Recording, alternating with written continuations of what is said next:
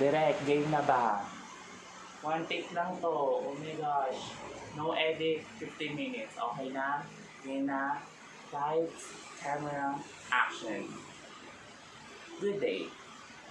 I am that person na always described na lahat as an adventurous person. I love going outside, just being free, enjoying my freedom. I'm also that kid na always hinahabol ng nanay kasi alas 3 na ng hapon hindi pa rin umuuwi. Enjoy na enjoy sa labas. Sa labas ka tumira, girl.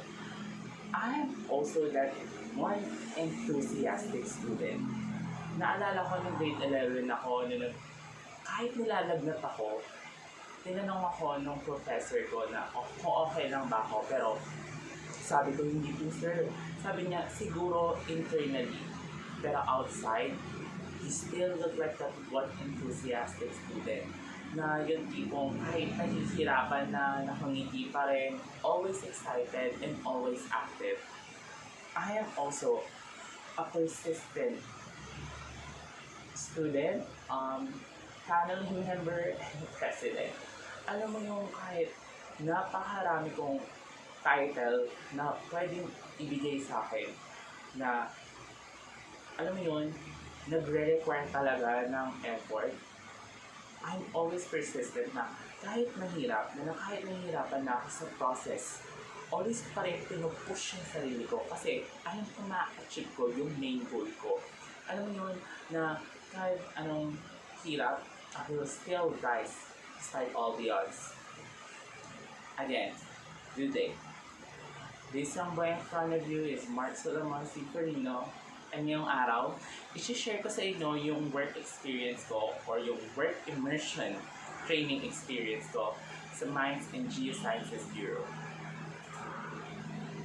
So first, let me discuss to you about the company. Again, katulad ng sinabi ko kanina,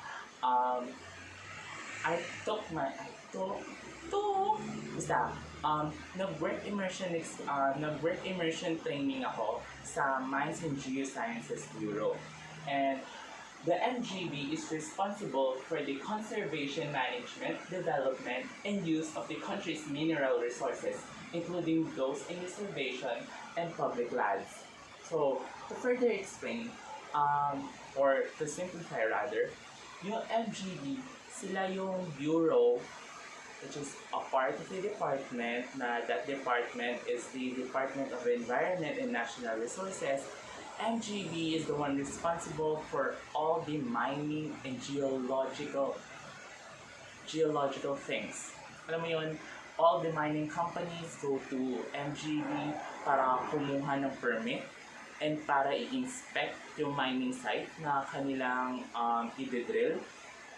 Sa MGB din pumupunta yung mga local government agencies para i-check kung ano ba yung mga risks or kung ano nga ba yung mga hazards na meron sa kanilang barangay. Sa MGB din pumupunta yung mga contractor para malaman kung ano nga ba yung nasa ilalim ng lupa at para kumuha na rin ng permit. Kasi ngayon, sa panahon ngayon, you need to hire a geologist bago ka makapagtayo ng 3-story up building para ma-check kung yung lupa nga ba sa ilalim ng bahay or ng building na itatayo mo is kakayanin yung bigat ng building na gusto mong ipatayo. Next, syempre, yung MGB, kahit maliit na unit siya, hinahati-hati pa rin siya sa maliliit na unit. And na-assign ako sa Lands and Geological Survey Division. Dun sa division na yun, mas nakafocus sila sa geosciences. Lahat ng tao doon or employees doon are geologists. Yung mga mining engineers or yung mga tao na ang forte is for mining, nasa ibang department naman sila. Diniscuss ko yun dun sa paper na pinasa ko dun sa company background. Okay. So, dito sa Lands and Geological Survey, meron siyang 9 sections. So, yung mga sections na yan, syempre, Yung geology kasi, super lawak na. It's a very broad study of science. Kaya nahati pa rin siya sa 9 sections. And yung whole immersion experience ko, the LGB made sure na ma-experience ko lahat ng pwede kong na-experience sa company nila. So yung 9 sections na yan, napuntahan ko yan 1 section per day. Hindi ko lang siya actually napuntahan, na-experience ko, ginawa ko kung ano yung trabaho nila. And I'm glad na sa NGB ako nag-talk ng immersion ko. Kasi pina-experience talaga nila lahat sa akin. Yung first section na napuntahan ko, ito yung pinuntahan or yung inassign sa akin for my first day. And ito din yung inassign sa akin for my, I think, 7th or 8th day. Dito sa sample preparation, lahat ng mga contractor, lahat ng mga construction companies, nagdadala sila ng mga bags ng rocks. Sana ba? Wait. Here, nagdadala sila ng mga gato. Actually, malalaki. Minsan sako-sako pa, which is good. Yung mga dinadala nila, ganun kararami para mamimili doon yung mga geologists. Tapos nun, ipaprocess nila yon para pag-aralan kung ano nga bang bato yun, kung ano-ano pang gagawin mo. For example, magpatayo ka ng building. Siyempre, yung bato mo, hindi naman okay, andesite siya, pwede mo nang ganito. Siyempre, hindi ganon. Dadaan yun sa napakaraming process. So, ito yung first process, which is the sample preparation. Ito sa sample preparation, actually, super dami kong pictures, but I only chose 12. Actually, 12 slides to.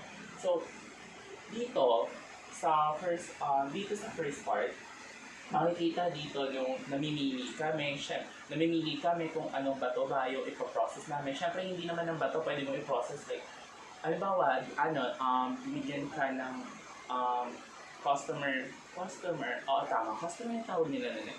Halimbawa, binigyan ka ng customer ng ganitong bato. Siyempre, hindi mo ito mapaprocess ng ganito lang kaliit. Pipiliin mo yung mga malalaki talaga para mas madaling i-cut. So, ganito karami, super dami nilang mga bato na pinaprocess. Kasi halos everyday, sobrang dami pumupunta doon. Mukha siyang hindi busy department, pero super busy niya. And then here, makikita mo, meron kami sa laboratory na yon na napakalaki na mesa. At sa lamesa na yon, sa tuktok nun, may nakapatong na glass. And yung glass na yon, hindi siya soft, medyo rough siya. Doon, kinukuskus namin yung mga kinat ng bato. So, yung kinuha naming bato dito, which is mga ganito kalaki, mga ganito, yung mga ganitong klaseng bato, kinakat to into paleo blocks. Yung mga paleo blocks na yun, ganito yung itsura ng paleo block. Ganyan yung itsura ng paleo block. And itong mga paleo block na to, hindi mo na to, hindi lang ito yung last or yung final product. Itong mga paleo blocks na to, pinapa-smooth muna namin siya. So, kinukuskus namin siya dun sa rough glass, or basta dun sa glass table, kinukuskus namin to. Siguro, 30 minutes din kami nagkukuskus. And syempre, hindi ka na nagkukuskus, nilalagyan mo din siya ng powder. May powder kaming ginamit nun eh. And yung powder na yun, which is nandito, ayan, yung powder na yan, actually, dinurog lang yan na pangliha. Yung mga pangliha, yung mga bloke na pangleha, dinudurog lang nila yon. Tapos nun, yung powder na yon na nakuha magpanleha, isinasaw-saw to doon. Siyempre, basa to para dumikit. Sinasaw-saw to doon. Tapos, yung mga dumikit dito, yun na yung magiging parang pangkuskus para mas maging smooth yung bato. Tapos, kinukuskus namin doon sa table glass. Guys, hindi ko pala explain nito Tapos nun, pagkakuskus namin ng pagkakuskus, ang next naman na process is pinapolish namin. Kaya tong sample ko dito, actually mas maganda to kung personal. Kaya excited sana ako sa report mo na kasi may mga ganito nga ako. Smooth siya, para siyang yung tabletop countertop. Para siya yung countertop ng mga mayayaman na, yung mga mayayaman, ay yun ng mga celebrity. Para siyang ganun na siya kasi nga, pinolish namin siya. We polish it using a polishing machine na nilagyan namin na homogeneous mixture ng water and ng polishing abrasive. Yun. Tapos nun, pagka-polish namin sa kanya, kinat siya nung trainer namin. Siyempre kasi, baguhan pa lang kami and napaka-fragile ng mga bato. Kaya hinayaan na namin na yung trainer namin yung mag-cut. Kasi nakakatakot, legit. Makikita mo napakalaking bilog doon na umiikot na sobrang bilis. Hindi ka ba naman matakang maputol pa yung kamay mo? Pagkatapos nun, pagka-cut, dinidikit siya sa isang thin section. Yung thin section na yon, parang siyang jealousy. Oo, yun. Parang siyang jealousy. Na maliit lang siya. Tapos nun, pagka dinikit ko doon, ang next step, ikakat mo ulit. Tatanggalin nila para mas onti lang ng bato yung dumikit doon sa glass. So, ang mangyayari, magiging final product is ganito. An example, thin section. Ito actually yung pinaka-main final product na nagawa namin nung araw na yun. So, no second day ko naman, nagstay ako sa General Geology. Dito sa General Geology, mas nakafocus yung mga tao dito kung kanina sa pag-process ng mga dinala ng mga customer na bato. Dito naman sa General Geology, mas nakafocus sila sa paggawa ng mga mapa. Different kinds of maps, but mostly geological maps. Yun yung mga mapa like this. Ganito. Actually, this is an example of topographic map. Mga ganyan. Pero sa kanila, hindi lang mga linya. Parang may mga color. Tama. May mga different colors indicating kung anong klaseng bato yung nasa ilalim ng lupa na yun. Or kung anong merong bato dun sa lugar na yun. So, dito sa General Geology, since nag-conflict nga yung schedule ng work immersion natin at saka ng geological workshop nila, geology workshop nila, hindi nila ako gaano na-entertain. Kasi ang dapat gagawin namin nun, magsasurvey kami ng lupa, ipapatry nila sa akin yung mga different equipments na meron sila. Kaso nga lang, since super busy nila, kasi gumagawa sila ng report na i-report nila dun sa workshop na yon. Actually, that workshop, it's like an intervention. Doon nagsasama-sama lahat ng MGB from different regions, tapos nang nag-uusap sila, nagko-collaborate sila. So, dahil nga doon sa workshop na yun, hindi nila ako hindi nila gano'n na-entertain. So, ang ginawa na lang nila bago sila umuwi is they tested me. Naglagay sila ng different types of rocks sa harapan ko. Actually, I have these rocks. So, nagbigay lang sila sa akin ng mga ganitong bato. Tapos noon, pina-identify nila sa akin. I mean, I really want to be a geologist. Pero kung ikaw as a student, senior high school student, aabutan ka ng bato. I mean, wala ko alam. So, trinayin nila, pinasagutan nila sa akin kung ano yung mga mahanap ko. Hindi ko pwede sabihin na, granite po yan. Hindi. Kasi lahat ng bato nila doon, super gaganda and super daming minerals na nasa loob ng bato na yun and kailangan ko i-identify. So, medyo nahirapan ako. Pero hindi lang naman pag-identify ng bato yung ginawa ko doon kasi tinuruan din ako nung isang kuya ng trainer ko doon. Tinuruan din ako ng trainer ko doon ng different geological concept. Nag-prescribe din siya, nagbigay din siya ng book kung ano nga ba yung pwede kong basahin sa summer na nakatulong din daw talaga sa kanya ng matindi nung nagbo-boards siya. So yan, ito yung mga notes ko. Actually, tinago ko talaga siya. Binabasa ko pa rin siya hanggang ngayon.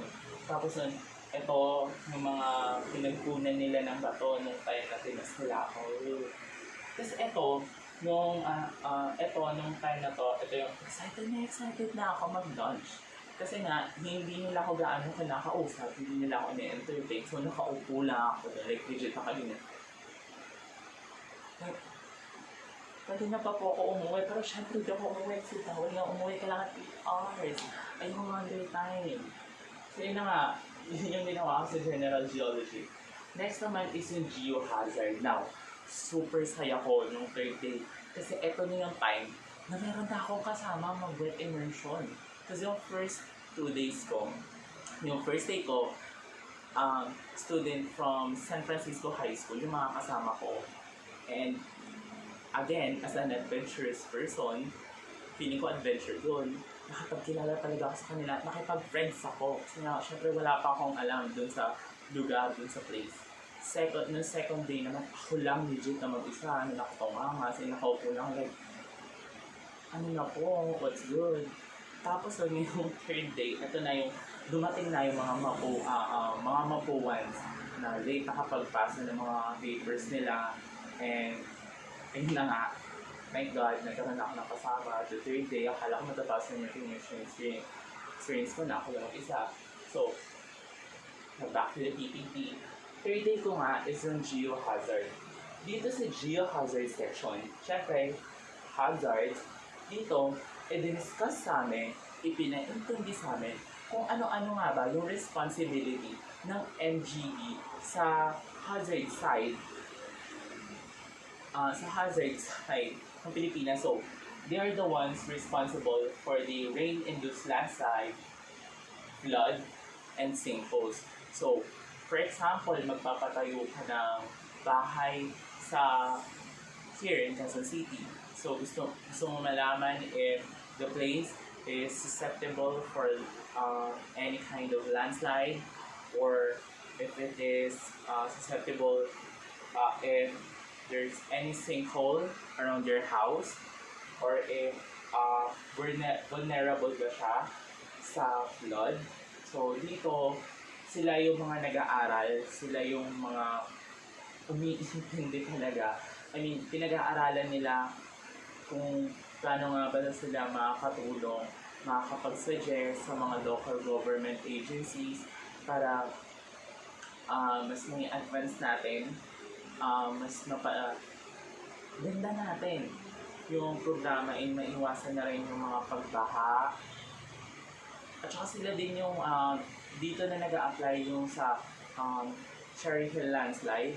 Yes, dito sa Cherry Hill, because Cherry Hill landslide incident is caused by a rain-induced landslide. Rain-induced landslide yun. So, iniiwasan na nila na mangyari ulit yun. So, sila yung mga tao na nagsasabi na, huwag kayong magtayo dyan ng bahay. Kasi nga, pwede yung bumuho anytime because there's fault, gano'n. Tapos doon, dito din, again, tinest nila kami. Buong immersion experience ko, tinetest nila kami. After nila kami i-test, tinuturuan nila kami. So, pagbalik ko talaga sa Mapua, like, legit ready na ako mag-enroll sa College of Geology. Ganun nakatindi yung mga natutunan sa kanila.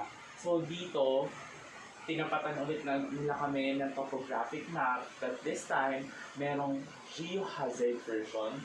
So ito, each color represents the vulnerability of a place. Yan, so ito yung mga kasama ko, mag-work immersion sa MGB. Tapos nun, after kami turuan, actually tinuruan kami for like 6 hours. Discussion lang for 6 hours.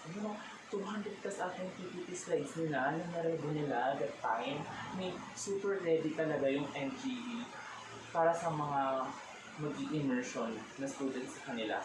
Super ready sila. Tapos noon, bago kami umuwi, since yung mga kasama ko is first day pa lang nila, and tinetry nilang tapusin yung 80 hours for 8 days. So, nag-overtime kami. Halos lahat ng employees, most of the employees, umuwi na sila. Kami na lang yung nandun. Ang ginawa, ito yung only experience ko sa MGB. Yung nakahawak ako, o ginawa ko yung trabaho ng ibang employees sa kanila, like legit. Kasi experience ko dito, overall, tinuruan, tinest, tinuruan. Yun lang. Ito lang yung first time na nakahawak ko ng paper na hindi para sa akin. Na hindi exam. So, dito yung pinagawa sa amin, binigyan kami ng paper and kailangan namin i-check kung lahat ba ng munisipyo, barangay, city, sa buong Pilipinas is nakasulat na sa papers na yan. So, imagine kung gano'n yung karami. Ito kas 2 hours bago matapos. Actually, hindi nga namin natapos kahit apat na kami. So next is the or geology or known as the economic geology. So dito, super saya ko dito. Kasi ito na yung pinaka-exciting part ng geology which is mining geology. So dito, nakafocus yung section na to sa mga minahan. Again, gaya nga sabi ko kanina, sa MGB, nahati-hati pa rin sila per department. May department for mining. Pero kasi, itong or geology section or the economic geology section, sila yung mga geologists na pumupunta sa mga mining site and sine-check nila kung may makukuha nga ba yung mining company dun sa lugar na yon. Sila yung mga kumukuha ng bato, sine-check nila kung may mapapakinabangan ba dito, may makukuha ba dito, o hindi na oil, kung may makukuha nga ba dito mga ores, okay, or yung ore, yun yung mga bato na pwede mong ibenta na mapapakinabangan mo, na may makukuha kang mineral na kakailanganin mo. So, again, sabi ko kanina, discuss, test yung ginawa namin doon. Tinest nila kami ulit. Binigyan nila kami ng, I don't know, 50 rocks, 50 minerals. Actually, hindi lang rocks. Crystals din. Kasi sobrang dami nilang binili sa amin. And kailangan namin i-identify each one. So, ito yung example nila. Okay, this is actually ore. Okay, this is an ore. Yung makikita mo sa bato na to is it has chalcopyrite, which is mas maitim na kind of pyrite, and a pyrite, which is also known as false gold. Sa bato na rin na to, meron din siya calcite. So, gaya doon sa general geology, hindi mo pwede sabihin na sandstone lang o ganon kasi super dami mong minerals na nakikita sa isang bato. And actually, super laki nito. Halos kasing, ito siya actually, halos kasing laki niya yung ulo ko. And ayoko sabihin, pero nasira ko siya kasi super curious ako sa kanya, always ko siyang hinahawakan. Tapos nasira ko siya, and thank God, walang CCTV doon. Tapos ang ginawa ko, itong masama, inuwi ko yung nasira kong part. Maliit lang siya, kaya hindi nahalata. Please be calm. Please huwag niyo po ako sumbong sa MGB, hindi na ako makakabalik doon. Ayun na nga, back dito again. Kaya nga sabi ko kanina, sila yung tumitingin kung mapapakinabangan mo ba or kung may makukuha bang mineral na pwede mong ibenta doon sa mga bato na gusto mong i-mine or doon sa mining site na gusto mong imina. So, meron silang bato na binigay sa amin. Ito yung best example. This is a garnerite. Itong garnerite na to, ito yung magandang isa siya sa mga bato na maganda imina. Kasi itong bato na to, meron kang makukuha this rock.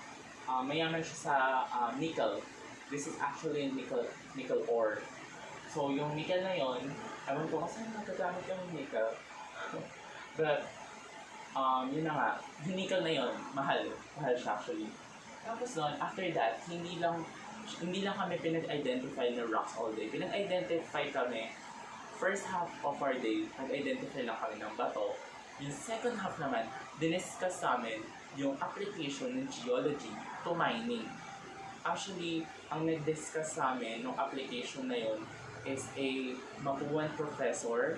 He is also a head, one of the heads in MGB. So, nag-discuss siya sa amin. Actually, nagbigay siya ng paper, and yung paper na doon, nakasulat yung unit code, course code niya, geo something, kalimutan ko, pero in my bag, diniscuss niya sa amin. And nagulat ako kasi yung professor na yun, possible actually hindi possible, siya talaga yung magiging professor ko in the future. So, tingin ko nakakuha na ako ng mga heads up.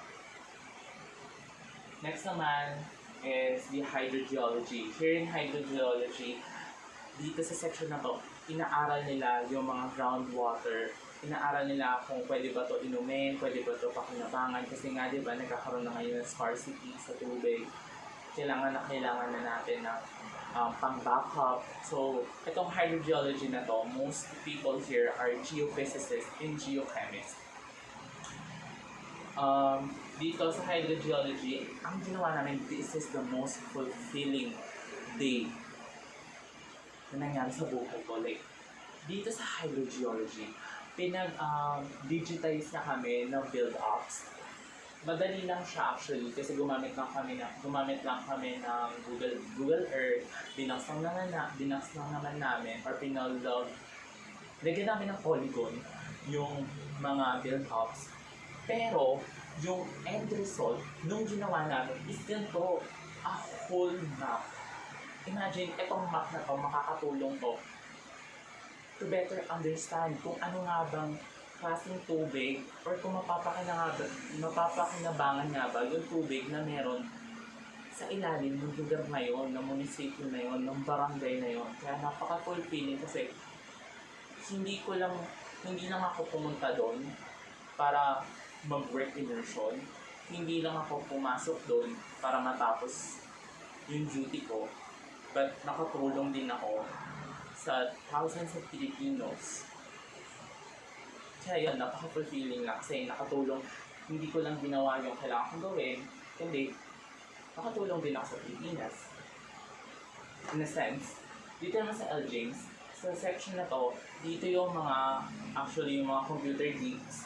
Nandito lahat ng mga tao na gumagawa talaga ng mapa. Nandito yung mga geologists na gumagamit ng art map para gumawa ng mapa, para gumawa ng mga topographic map na ganito. Sila yung mga nag-digitize yan. So, dito ko pinaka-nahirapan na section kasi hindi ako techie na tao. Kaya nga ako kukuhanin siya in the future. Hindi ako techie na tao, pero kailangan mo maging techie. Alam mo yun na kahit pure science o kinuha mo, kailangan mo parang maging techie.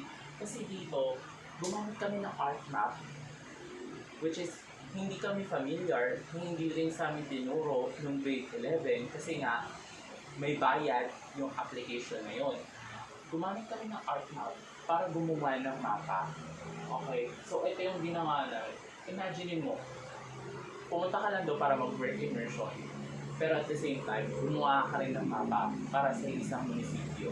Imagine, hindi ka lang pumunta doon para i-take yung work immersion mo. Pumunta ka rin doon para makatulong sa country mo. Grabe, napaka-fulfilling na job. Dito, tinuro din sa amin yung georeferencing, yung importance ng georeferencing, at saka, ayun, parang in-introduce din kami sa technical side ng geology. Next naman is sa geopaleontology. Dito sa geopaleontology, grabe na nakita lang yung ulo ko because full day. It's either nakatuto kami sa computer or nakatuto kami sa microscope. Like yung mata ko, feeling ko yung lens ng salamin ko is lens ng microscope. Kasi, itong mga to, din yung nakikita namin sa ilalim ng microscope. Ito yung binigay sa amin. Binigyan kami ng isang scoop ng lupa or ng sand or ng powdered version ng bato na makikita. I think sa Pangasinan yun. Hindi ako nagkakamali. Binigyan kami ng isang scoop. Tapos nun, kailangan namin ihiwalay yung mga forams or yung mga foraminiferal. Yung mga foraminiferal na yun, ito yun. Ito yung mga itsura nila. Actually, super dami na ng itsura. Pero syempre, hindi kami pinagawa agad. Diniscuss muna sa amin, in-explain muna sa amin kung para saan yun. So, oo nga pala, dito sa geopaleontology, sila yung mga geologists na naka-assign sa department na yon para tingnan yung bato and alamin yung history ng bato. So imagine, aalamin mo yung history, yung pinagdaanan ng bato na yon. And kung gaano nakatanda yung bato na yun, yes, may edad po yung bato. So yun na nga, bali, pinakuha sa amin, pinapik sa amin isa-isa, yung mga butil-butil na yan, pinapik sa amin isa-isa. Siyempre, hindi lang basta-basta kukuha ka. Noong una, basta-basta lang ako kukuha kasi hindi ko nga mag-gets noong una. Nung pina-check ko na, dun sa trainer ko, sabi niya sa akin, lahat daw na kinuha ko is bato lang, sand lang. Which is ginawa ko siya for 2 hours, imagine 2 hours, bato lang yung nakuha mo. Na mali. Kasi nga, ang kailangan na harapin namin is yung mga foraminiferae or yung mga ganyan. So, hindi ko siya nag-gets agad. So, nakuha namin or na-segregate namin from the stones. Na-segregate namin yung foraminiferae gamit yung paintbrush. Yung paintbrush na yan, trinim pa yan. Yan yung pinakamanipis na paintbrush. Tapos trinim pa para yung mga forams. Pag ginanon mo yung brush, halimbawa ito yung bristles, pag ginanon mo, iipit lang siya para makuha mo. Ganun lang. Tapos nung ihiwalay mo siya, ilalagay mo siya sa isang container. Tapos yung container na yan, aaralin na yan or aayusin pa yan, isisegregate pa yan isa-isa. Actually, ididikit yan. Siyempre hindi siya nakadikit, ididikit yan, i-google yan isa-isa sa isang slide day. I-google siya isa-isa. Tapos at saka nila aaralin, at saka nila aalamin, at saka nila titignan kung gaano nga ba katanda yung lupa o yung bato na meron sa isang place na yon. So meron silang gigantic chart doon na nandun yung age. Na nandun. Parang cheat chart para tingnan kung gaano ka tanda na yung bato ng sample. Ito naman yung geopetrology. So, ito, sabi ng mga trainers na nakasama ko, ito daw yung parang isa sa mga challenging na course na makukuha ko sa college, which is yung petrology. Kasi dito, may halo siyang physics, hindi lang siya pure geology, may halo rin siyang physics. Dito, nung una, diniscuss muna sa amin kung ano yung parts ng microscope, kung ano yung different kinds of microscope, what are the different kinds of microscope lenses. So, diniscuss, piniintindi muna sa amin yun, yan, diniscuss sa amin. So, this is one of my trainer that day. Ito si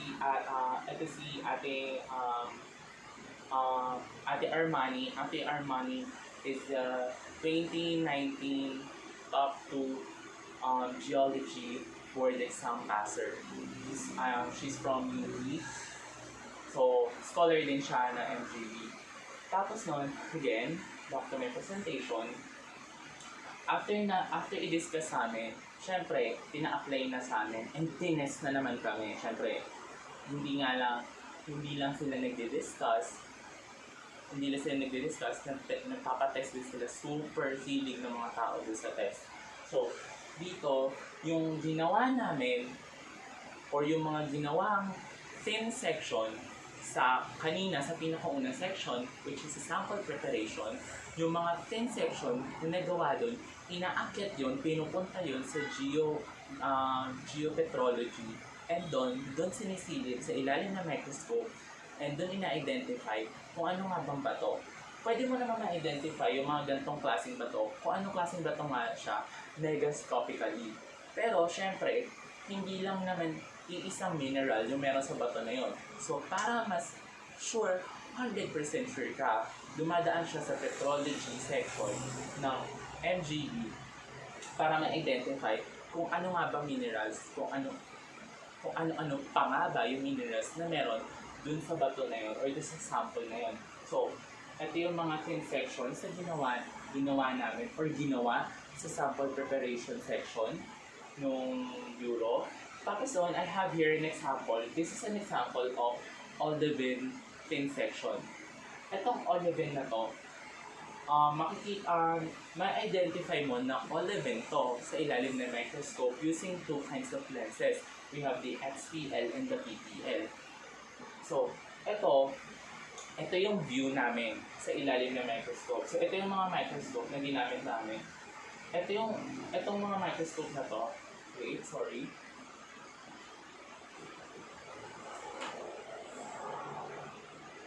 Itong mga microscope na to, ito yung most high-tech microscope na meron dito sa Pilipinas. And walang ganyan sa Mapawar, sa UP, kahit sa UP. Ito yung mga view namin. So,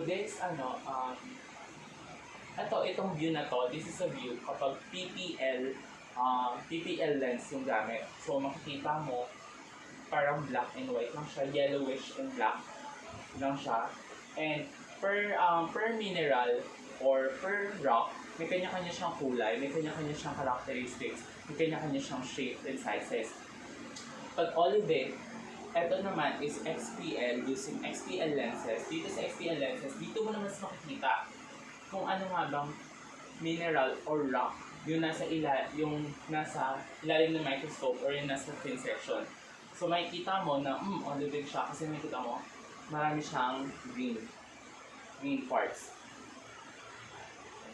So may kanya-kanya characteristic per rock and mineral, may kanya-kanya silang may mga unique features sila. So doon naman sa last section na na-experience ko or napuntahan, pinag-assignan ko nung nag-work immersion ako sa MGB is the Geo X-ray. Dito sa Geo X-ray, nag-digit X-ray, ina-X-ray nila yung mga bato. Ginagawa nila yon para mas malaman kung ano-ano nga ba yung chemical composition ng bato and yung strength ng bato na yun. Dito mostly pinupunta yung mga sandstone. So this is an example of sandstone. Nakuha ito sa Mindoro, binigay ito nung kasama ko sa work immersion ko. So ang ginawa namin dito, dinikdik namin yung powdered na siya. Dinikdik pa namin siya para mas maging refined siya. Tapos doon, dinikdik ko na nga siya para mas mapulbos pa siya. Sinif pa namin siya. So, sinif pa namin siya using a strainer para paglabas niya, super fine talaga siya para mas madali siya ma-x-ray ng x-ray machine. After namin gawin to, siguro for a whole day, bago kami umuwi, pre-process na siya or tinimpla na siya ng trainer namin, nilagyan na siya ng mga chemicals para ma-process ng x-ray machine. So, magiging ganito na siya, parang liquid. Parang siyang gatas. Actually, parang siyang chocolate ng una. Tapos, pinashake niya sa amin for 30 minutes. So, shake lang kami na shake nung test tube, napakalaking test tube, for 30 minutes. Kabado ako kasi baka mapasal ko siya. Because again, hindi lang sa audiology, pati dito sa Geo X-ray, actually, yung pinahiram sa akin spoon, wooden spoon kasi siya, nabali ko siya, hindi ko ini-expect kasi tinutulungan ko yung sifter na i-sift yung yung powdered sandstone para mas mabilis. Kaso nga lang, kakaganon ko, diin ko dun sa sifter, nabali ko siya. Kinabahan nga ako pero umamin na agad ako sa kasalanan ko. Sabi, sir, sorry po, nabali ko po. Hindi ko po talaga sinasadya. Tapos yun, after that sabi niya, okay, sige, mag-lunch na kayo. Tapos nung pagbalik namin, nung wala siya, tumingin-tingin, nag-ikot-ikot talaga ako dun sa sa lab nila. And thank God, buti na lang, meron silang extra na ganong klaseng wooden spoon. Tapos nung second half na ng day namin, ang pinahiram na sa amin is metal spoon. Tapos sabi talaga sa akin na trainer ko, ayan na, baka mamaya mabali mo pa yan. So, nakakahiya siya, pero at least umamin ako. And buti na lang, mabait yung trainer namin. So yun na nga, back to my presentation. After namin i-shake, pagpapahingan muna siya for the whole day actually. After nun, ilalagay siya sa parang same section ulit para ipasok dun na sa x-ray machine. Napakahaba ng process niya, kaya that day, hindi ko na-experience, hindi ko nakita kung ano yung process na ginagawa nila dun sa x-ray machine. Kasi nga, again, nag-conflict yung work immersion period natin at saka ng geo workshop nila. Kaya yung naka-assign na geochemist, I don't know if she's a geochemist or a chemist, na naka-assign doon sa x-ray machine is wala, nasa workshop. Kaya hindi ko na-experience. Pero yung iba ko mga kasama, na-experience nila. Kasi nung mga last day namin, hinati na kami into two groups. Binaipare na kaming apat. So lastly, lesson na natutunan ko sa MGB. Personally, yung mga kasama no, at first, na-intimidate ako kasi most employees in the MGB are UP alumni. Lahat sila super tatalino nila, lahat sila hindi na nila kailangan ng book or ng internet kasi almost lahat alam na nila, like nagtatanungan na lang sila, nagko-collaborate na lang sila, and nagko-come up sila sa isang tamang sagot. Doon ako mas natakot ako ng una, pero sa kanila ko natutunan na makukuha ko din, na ma-achieve ko din yung that level of knowledge kapag nagbasa lang ako na nagbasa, kasi super sipag nila magbasa. Always sila, like, binabasa nila almost lahat, and hindi sila takot magtanong na sabihin hindi nila alam. So, don't be afraid na magtanong. Huwag mahihiyang magtanong. Tapos read books, be studious. Tapos natutunan ko din na kailangan mo lang talaga magsipag. Like, sipag lang talaga. Aral lang talaga. And, pang-apat, lastly, is maging adventurous talaga. Because, being a geologist is an adventure. Like, legit na adventure. Kasi, hindi ka lang masistay sa loob ng bureau. Ilalabas ka rin nila, pipilitin ka nila. Pupunta ka nila sa mga sites, i-assign ka nila sa mga sites, sa mga kabundukan, sa mga kasulok-sulukan na Pilipinas na hindi mo alam na nandun pala. Ipupunta ka nila doon, papapuntahin ka nila doon. Tapos babalik ka na naman sa office mo after a month na pagsistay mo sa kabundukan, pupunta sa office mo para gumawa ng report. So, yun din yung natutunan ko, na kailangan maging flexible ka, na kailangan mabilis ka mag-adapt sa work environment mo. Kasi nga, kung saan kayo pupunta, kung saan kayo a-assign. Nangon nasa bundok ka, bukas na sa office ka, gano'n. As a student naman, dito ko mas napatunayan sa sarili ko how much I love geology. Kung gaano ako may passion sa geology.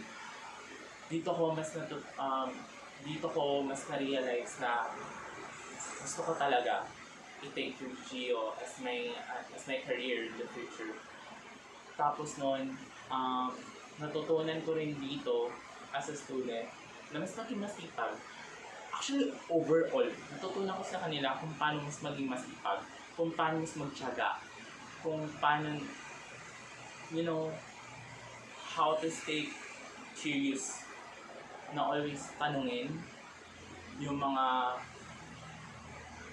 gusto mong itanong. Ayun, like, kailangan mo lang talaga maging adventurous, maging matanong, maging chismosa ka as much as possible, and makipag-collaborate collaborate with your workmates. So, ayun, be friendly, be more student-like, read more books. Yun yung mga natutunan ko talaga sa kanila. So, that's all for my presentation. For my finals. Oh my gosh, finals na pala to. So, please ask me. That's all. Thank you. Direct cut na. Bye.